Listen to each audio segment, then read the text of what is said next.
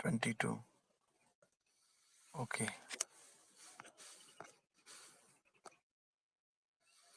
Shrimad Bhagavatam 1.9.22. Okay.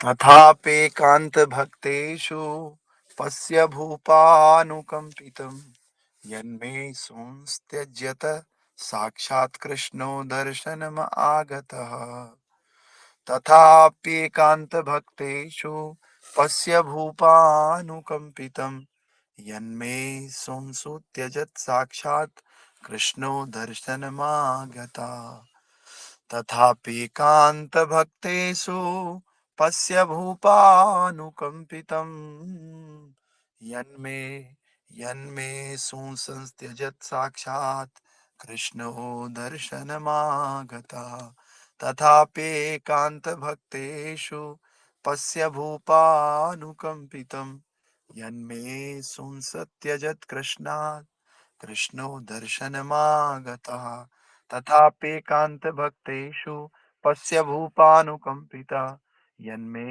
संस्त्यजत् साक्षात् कृष्णो दर्शनमागतः। तो repeat कीजिए आप लोग जो करना है। तथापेक्षिकांत भक्तेषु पश्य भूपानुकंपिता यन्मे सुञ्जच्छन्त साक्षात् कृष्णो दर्शनमागता। ओके, और कोई बात? हरे कृष्ण प्रभु। तथापीकान्तभक्तेषु पश्य भूपानुकम्पिताः यन्मे संस्तयजता साक्षात् कृष्णदर्शनमागताः। ओके। हरे कृष्ण प्रभु जी।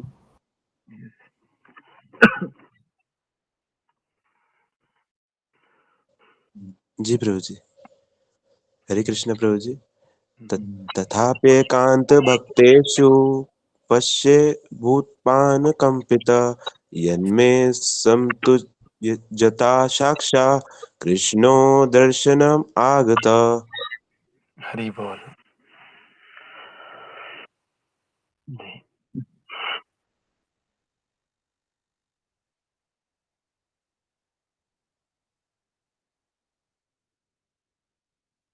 हरि यस। हरे कृष्ण प्रभु जी। तथाप्येकान्तभक्तेषु पश्य भूपानुकम्पितं यन्मे संस्त्यजत साक्षात् कृष्णो दर्शनमागतः। तो हमने कल देखा किस प्रकार से भीष्म देव युधिष्ठिर महाराज को समझा रहे हैं कि जिस व्यक्तित्व को आप अज्ञानता के कारण अपना मेरा भाई मान रहे हो, कभी अपना परम प्रिय मित्र मान रहे हो, तो कभी शुभचिंतक मान रहे हो, और कभी कभी तो उनको दूत बना के भी भेज रहे हो आप कृष्णा को, और कभी कभी आप उनको परामर्शदाता समझ रहे हो कि भाई एक सलाहकार है। तो भीष्म देव कह रहे हैं भले वो दूत भी हैं, परम प्रिय मित्र भी हैं, आपके मेरे भाई भी हैं, लेकिन वो केवल परम प्रिय मित्र नहीं है, या केवल दूत नहीं है, वो तो आदि भगवान श्री कृष्ण है, इन सबसे भी ऊपर है वो। तो ये हमने कल देखा था। और फिर हमने देखा था कि भीष्म देव ये समझा रहे हैं कि वो सबके हृदय में बैठे हुए हैं परमात्मा के रूप में, और सभी के प्रति वो एक जैसे रहते हैं।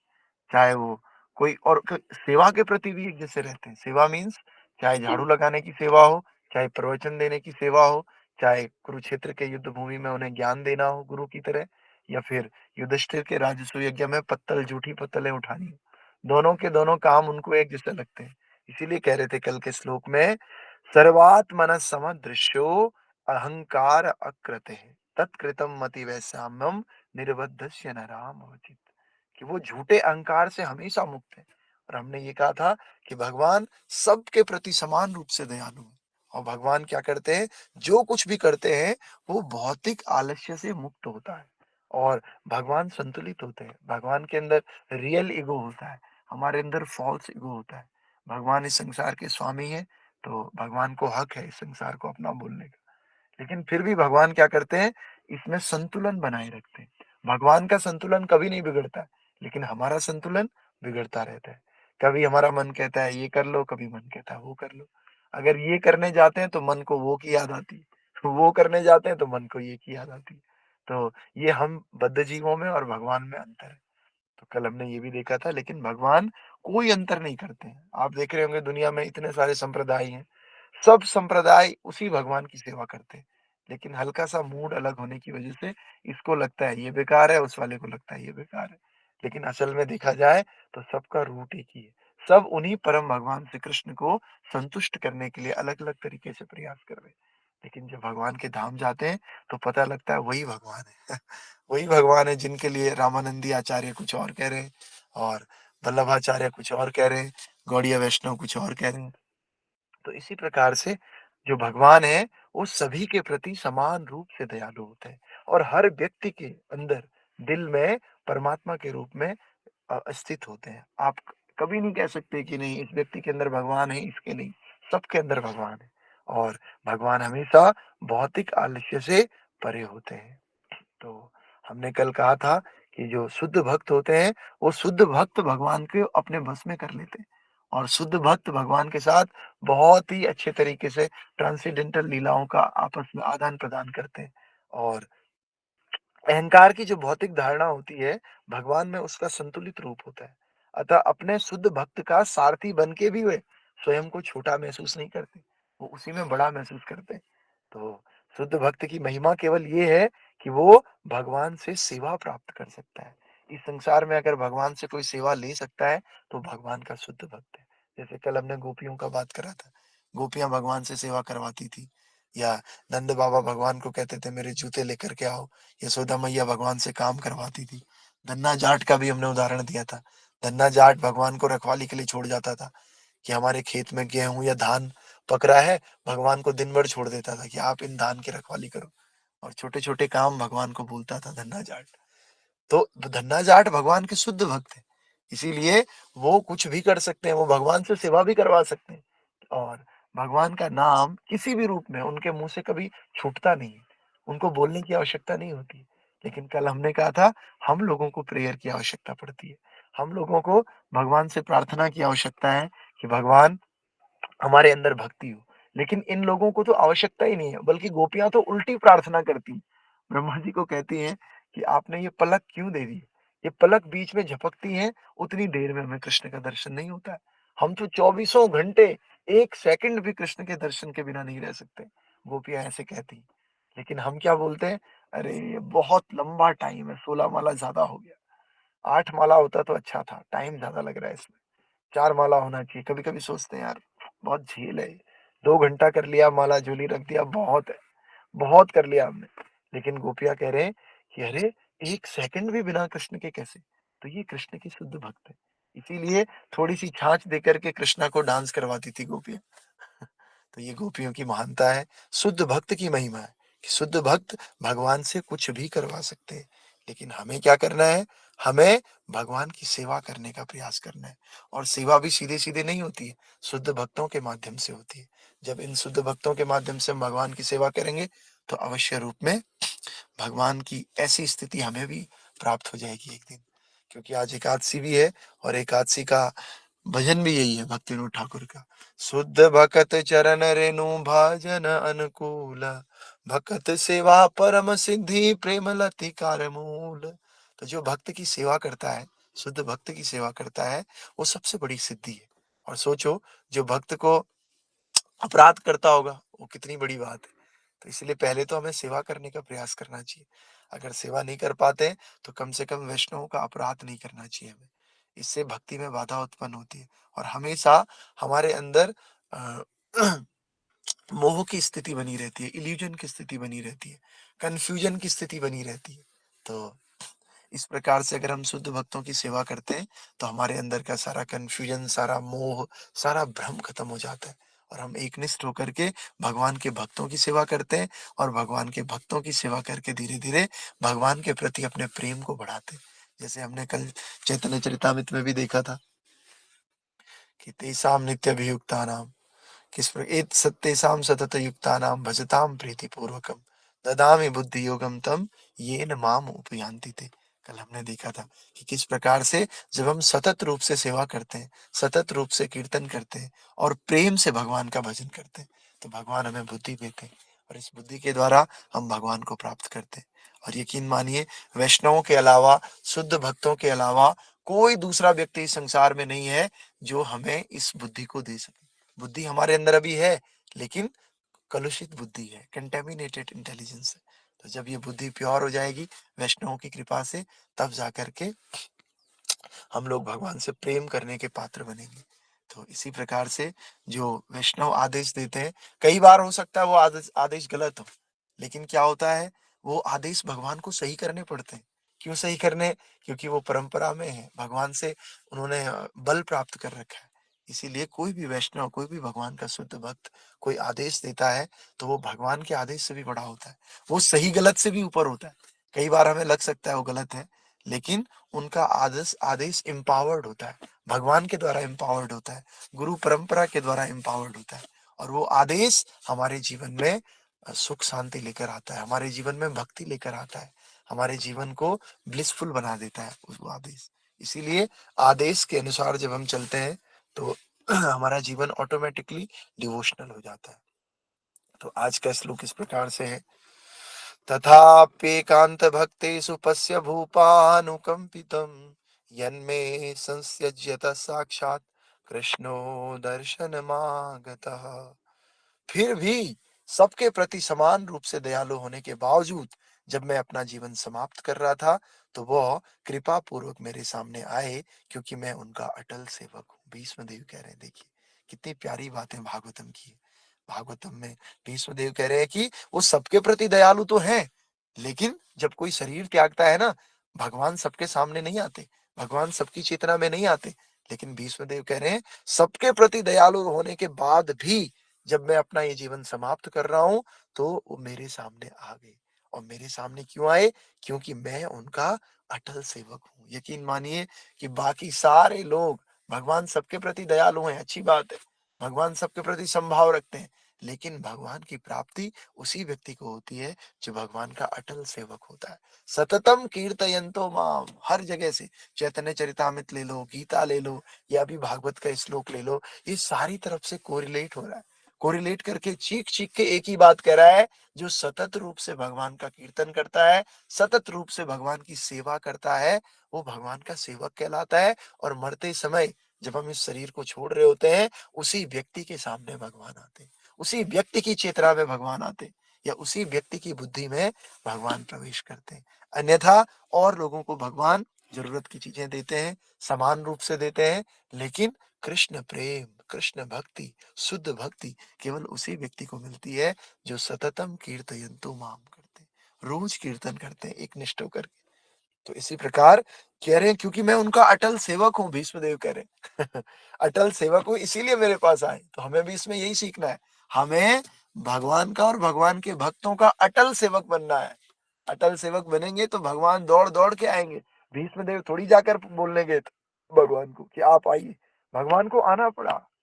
प्रबल प्रेम के पाले पड़कर हरि का नियम बदलते देखा, खुद का मान टले न टले पर भक्त का मान न टलते देखा।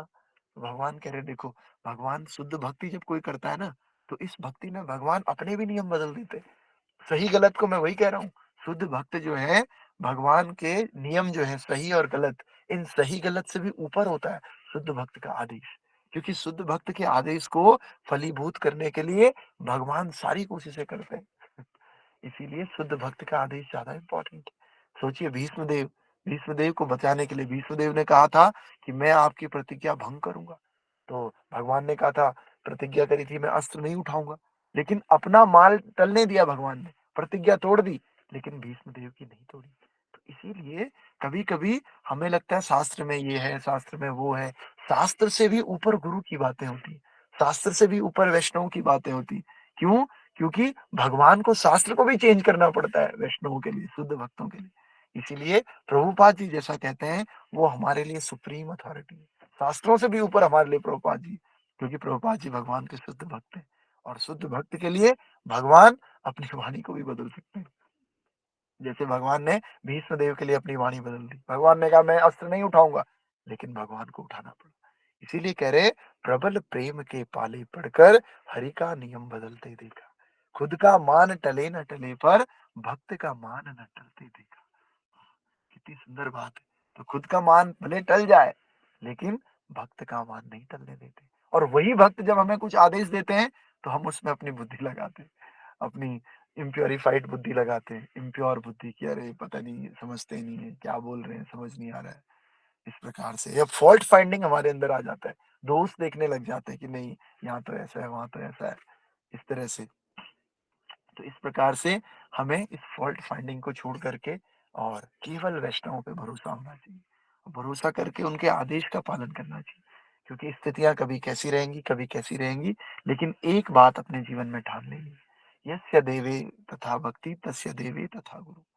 जो गुरु और वैष्णव बोल रहे हैं, उनको भगवान का आदेश समझना चाहिए सीधे-सीधे। तो इसी प्रकार भीष्मदेव जी कह रहे हैं, तो तात्पर्य पढ़ने का प्रयास करेंगे। तात्पर्य बाय अर्चनीय वंदनीय प्रातः स्मरणीय जगत गुरु श्रील प्रभुपाद जी द्वारा। श्रील प्रभुपाद की जय। परम भगवान पूर्ण व्यक्तित्व से कृष्ण हालांकि सभी के लिए समान है, फिर भी वे अपने उस निश्चल भक्ति के प्रति अधिक इच्छुक हैं जो पूरी तरह से समर्पित है और किसी और को अपने संरक्षक और स्वामी के रूप में नहीं जानता। जब आप एकनिष्ठ होते हैं ना, चाहे वैष्णवों के एकनिष्ठ हो, चाहे आप गुरु के एकनिष्ठ हो, चाहे आप भगवान के एकनिष्ठ हो, जब आप एकनिष्ठ होते हैं तो आप भगवान के बहुत प्रिय बन जाते हैं। निसंदेह भगवान और उनके भक्त पक्षपात नहीं करते, लेकिन प्रभुपाद जी कहते हैं बस इतनी सी बात है, अगर जो भगवान को ज्यादा प्यार करेगा, भगवान भी उसको ज्यादा प्यार करेंगे। इसमें बहुत सिंपल लॉजिक है। कोई भी वैष्णव है, हम देखते हैं कि कोई पक्षपात कर रहा है, पक्षपात नहीं करते वैष्णव, लेकिन सीधी सी बात है, जो उनके लिए ज्यादा एकनिष्ठ होगा, वो वैष्णव भी उस भक्त के लिए ज्यादा एकनिष्ठ होंगे। बहुत सिंपल बात है। तो इसी प्रकार से जो पूरी तरह समर्पित है और किसी और को अपने संरक्षक या स्वामी के रूप में नहीं जानता है, उसके प्रति भगवान ज्यादा इच्छुक होते हैं। अपने रक्षक, मित्र और स्वामी के रूप में परमेश्वर में अटूट विश्वास रखना जीवन की स्वाभाविक शर्त है। एक जीवित इकाई सर्वशक्तिमान की इच्छा से इस प्रकार बनाई गई है कि वह खुद को पूर्ण निर्भरता की स्थिति में रखकर सबसे अधिक खुश होता है। हमें बनाया इस तरह से है, जब हम कंप्लीट सरेंडर करते हैं ना, तो सबसे ज्यादा खुश होते हैं। हमें अपने ऊपर एक हाथ का अनुभव होता है, ये हाथ अपने ऊपर हमें देना चाहिए किसी न किसी को। तो इस प्रकार से विपरीत प्रवृत्ति ही पतन का कारण है, लेकिन हम सेवक का ना सोच करके स्वामी बनने का प्रयास करते हैं। जैसे ही स्वामी बनने का प्रयास किया, हाथ किसी का चाहिए था, खुद ही हाथ देने लग रहे हैं दूसरों को। दूसरों को हाथ देने का प्रयास करते हैं, तो फिर हम अपोजिट चले जाते हैं, हमारी प्रवृत्ति के अगेंस्ट हो जाता है और फिर ये हमारे पतन का कारण बनता है। शुरू-शुरू में अच्छा लगता है कि मैं गाइड कर रहा हूँ या मैं दूसरों के ऊपर हाथ रख रहा हूँ, अब मैं भी बड़ा हो गया हूँ, मैं भी गुरु हो गया हूँ। लेकिन दिक्कत क्या होती है? बाद में ये पतन का कारण बनता है। जीव में भौतिक संसार पर प्रभुत्व स्थापित करने के लिए स्वयं को पूरी तरह स्वतंत्र समझने की भूल के कारण नीचे गिरने की प्रवृत्ति होती है। जब हम समझते हैं ना हम पूरी तरह से स्वतंत्र हैं, मनमाना आचरण हम करेंगे, मर्जी आएगी तो इधर जाएँगे, मर्जी आएगी तो ये खाएँगे, मर्जी आएगी तो वो खाएँगे। तो ये हमारी सबसे बड़ी भूल है और ये भूल हमें नीचे गिरने का कारण बनती है। और सभी परेशानियों का मूल कारण है मिथ्या अहंकार, कि मैं स्वतंत्र हूँ, मैं कुछ भी कर सकता हूँ, मैं भी तो कुछ हूँ। तो इस प्रकार से मनुष्य को हर परिस्थिति में भगवान की ओर आकर्षित होना चाहिए, हर परिस्थिति में। तो भीष्म जी जो है मृत्यु की शैया पे भगवान का प्रकट होना और उनके भगवान के अनन्य भक्त होने का कारण है। क्यों प्रकट हुए? सीधी-सी बात है, भगवान के अनन्य भक्त है। कोई भी व्यक्ति किसी व्यक्ति के लिए क्यों खड़ा होता है? क्योंकि वो व्यक्ति अनन्यता और एकनिष्ठता के साथ उसके साथ रहता है। तो फिर वो व्यक्ति भी उसी प्रकार से रेसिप्रोकेट करता है। तो जो 36 लोगों की भक्ति करते हैं, कोई भी नहीं आता है उनके सामने। तो इसीलिए 36 लोगों की भक्ति ना करके सभी सबका सम्मान करें, भक्ति किसी एक की करें और भक्ति कृष्ण की करनी है। तो इस प्रकार से ऐसे ही वैष्णवों के साथ संबंध भी होता है। सभी वैष्णवों का सम्मान होता है, लेकिन किसी एक वैष्णव को हम अपना हार्ट दे देते हैं, किसी एक वैष्णव के अनुसार हम अपना जीवन जीते हैं।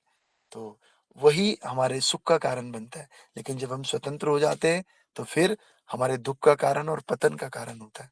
तो अर्जुन का कृष्ण के साथ कोई भी शारीरिक संबंध नहीं था, क्योंकि भगवान उसके चचेरे भाई थे। लेकिन भीष्म का ऐसा कोई शारीरिक संबंध नहीं था। अच्छा, अर्जुन का संबंध था, क्योंकि चचेरे भाई, लेकिन भीष्मदेव का ऐसा कोई भी संबंध नहीं था। अतः आकर्षण का कारण आत्मा का घनिष्ठ संबंध ही था। फिर भी क्योंकि शरीर का रिश्ता बहुत सुखद और स्वाभाविक है, भगवान तब अधिक प्रसन्न होते हैं जब उन्हें महाराज नंद के पुत्र, यशोदा के पुत्र, राधा रानी के प्रेमी के रूप में संबोधित किया जाता है। और भगवान को अच्छा लगता है अगर आप उनके भक्तों के नाम से पुकारते हैं। जैसे बोलते हैं गोपी भक्त पद कमलयो, तो गोपियां भगवान के भक्त हैं। तो गोपीनाथ जब भगवान को बोलते हैं, राधा नाथ भगवान को बोलते हैं, राधा मदन मोहन बोलते हैं। तो इस प्रकार से जब उनके भक्तों के नाम से भगवान को बुलाते हैं ना, भगवान बहुत खुश होते हैं। सोचो कितना प्रेम भक्तों का होगा भगवान के प्रति। बस इसी प्रेम को हमें संसार में भी देखना है। भौतिक जीवन में भी इस प्रेम को देख सकते हैं हम। हम जिसके लिए जितने समर्पित हैं ना, वो व्यक्ति भी हमारे लिए उतना समर्पित होता है। और फिर दोनों के एक्सचेंज से क्या होता है? प्रेम बढ़ता है दोनों के बीच में। और वो प्रेम इतना ज़्यादा हो जाता है एक दिन कि दोनों एक-दूसरे के लिए समर्पित होकर के कुछ भी कर सकते हैं। वो सतोगुण बन जाता है, सतोगुणी प्रेम बन जाता है। तो इसी प्रकार से भगवान के साथ शारीरिक संबंध द्वारा आत्मीयता भगवान के साथ पारस्परिक प्रेम पूर्ण की एक और विशेषता है। भीष्मदेव पारलौकिक हास्य की इस मिठास के प्रति सचेत हैं, इसीलिए वे भगवान को विजयी सखे बोल रहे हैं, पार्थ सखे बोल रहे हैं। और ये विजयी सखे मतलब जो विजय के सखा है, पार्थ सखे मतलब जो पार्थ मतलब अर्जुन के सखा है। तो इसलिए बिल्कुल नंद नंदन यशोदा नंदन की तरह परलौकिक मधुरता में अपना संबंध स्थापित करने का सबसे अच्छा तरीका है उनके मान्यता प्राप्त भक्तों के माध्यम से उनके पास जाना। प्रभुपाद सीधे-सीधे कह रहे हैं, भगवान के साथ अगर हम भी ऐसा संबंध चाहते हैं, तो एक ही तरीका है, भगवान के जो प्रामाणिक भक्त हैं, प्रामाणिक संप्रदाय से जिन्होंने दीक्षा लिया है, उन भक्तों के संपर्क में रह करके हम भगवान के धाम जा सकते हैं। और किसी को सीधे संबंध स्थापित करने का प्रयास नहीं करना चाहिए। सीधे-सीधे नहीं करना चाहिए कि नहीं अब तो मैं सीधे-सीधे भगवान के पास जाऊँगा। एक ऐसा माध्यम होना चाहिए जो हमें सही रास्ते पर ले जाने के लिए पारदर्शी भी हो और सक्षम भी हो। पारदर्शी का मतलब होता है जो हमें और अपने गुरु या भगवान के बीच में हमारे बीच में कोई भी पर्दा ना रखे। ऐसा ना हो कि आपने हमें कुछ और बोला, अब मैं आगे कुछ और ट्रांसफ़र कर रहा हूँ। जो आप हमें बता रहे हैं, हम आगे ट्रांसफ़र वैसा ही करें और फिर वो आगे वाला भी ट्रांसफ़र वैसा ही करे और ऐसा ट्रांसफ़र करते-करते वो भगवान तक पहुँचे। इसीलिए पारदर्शी माध्यम होता है। गुरु, शिक्षा गुरु, वैष्णव, काउंसलर ये सब पारदर्शी माध्यम होते हैं। ये क्या करते हैं? भगवान की शिक्षाओं को भक्त तक पहुँचाते हैं और भक्त की शिक्षाओं को या भक्त की समस्याओं को, भक्त के सम्मान को अपने गुरु तक और गुरु से कृष्ण तक पहुँचाते हैं। तो ये तरीका होता है एक्चुअली। कोई भी व्यक्ति भगवान के बिहाफ पर ही सम्मान प्राप्त करता है, भगवान के बिहाफ पर ही शिक्षाएँ देता है। अगर वो इंडिविजुअली या फ्री होकर शिक्षाएँ देने लग गए, फ्री होकर के गाइड करने लग गया या फ्री होकर के सम्मान लेने लग गया, तो फिर वो व्यक्ति पारदर्शी नहीं है। और जब वो खुद पारदर्शी नहीं है, तो फिर उसके संपर्क में जितने भी लोग हैं, वो सारे लोग भगवान को प्राप्त नहीं कर सकते। वो खुद भी प्राप्त नहीं कर सकता, क्योंकि पारदर्शी नहीं है। तो हम जिसके साथ रह रहे हैं, सबसे पहले एक बात देखनी होगी कि ही इज़ पारदर्शी और नॉट, ट्रांसपेरेंट है कि नहीं? क्योंकि ट्रांसपेरेंसी में ही हम एक-दूसरे को देख सकते हैं। ट्रांसपेरेंसी नहीं होगी, क्लैरिटी नहीं होगी, तो हमें नहीं दिखेंगे लोग। थोड़ा-सा भी अगर धूल जमी हुई है, तो नहीं देख पाएँगे। तो इसलिए हमें ऐसे भक्तों के संपर्क में रहना चाहिए, जो बहुत ट्रांसपेरेंट हैं, जो प्रभुपाद जी की बातों को, भगवान की बातों को एज़ इट इज़ हम तक पहुँचाते हैं और हमारी समस्याओं को, हमारे सम्मान को एज़ इट इज़ प्रभुपाद तक पहुँचाते हैं और भगवान तक पहुँचाते हैं। बस क्योंकि अल्टीमेट समर्पण हमें कृष्ण के चरणों में ही करना है। लेकिन होगा कैसे?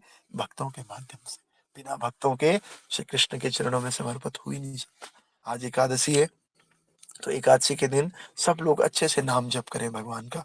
हरे कृष्णा कृष्णा कृष्णा हरे हरे, हरे राम राम राम हरे हरे। और जप करते हुए प्रार्थना करें कि भगवान हम आपको प्राप्त कर सकें, जैसा शुद्ध भक्तों ने आपके प्रेम को प्राप्त किया, जैसा भीष्म देव के सामने आप मरते समय आ गए थे, शरीर छोड़ते समय आ गए थे, उसी प्रकार से जब ये जीवन हमारा समाप्त हो, कभी भी हो, मेरे आँखों के सामने आप हो। तो जगन्नाथ स्वामी नयन पथगामी भव तुमें। जगन्नाथ जी से प्रार्थना करनी है, जगन्नाथ जी आप मेरे आँखों के सामने हो मरते समय। बस। तो इस प्रकार की प्रार्थना जब हम करेंगे, तो हमारा उद्धार होगा, भक्ति में हमारी प्रगति होगी और धीरे-धीरे करके हम यहाँ पर भी सुख प्राप्त करेंगे और यहाँ सुख प्राप्त करने के बाद भगवान के धाम भी जाएँगे। और कहीं ना भी जाएं, जहां पर भी हम रहेंगे भगवान की सेवा और भक्ति में रहेंगे। जहां पर भी हम रहेंगे ब्लिसफुली रहेंगे, चाहे कीड़े का शरीर क्यों ना मिले, चाहे हमें जानवर का शरीर क्यों ना मिले, चाहे मनुष्य शरीर क्यों ना मिले, लेकिन जिस भी शरीर में रहेंगे भगवान की चेतना के साथ रहेंगे, भगवान की सेवा के साथ रहेंगे, भगवान की भक्ति के साथ रहेंगे। ये उद्देश्य जीवन का होना चाहिए, यही प्रार्थना भगवान से होनी चाहिए।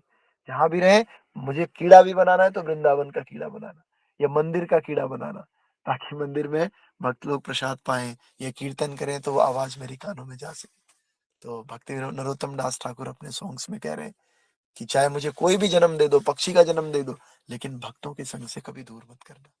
तो इसी प्रकार से हम लोगों को भक्तों के संग की प्रार्थना करनी है और भक्तों से आदान प्रदान करना है और कांटेक्ट बनाए रखना है।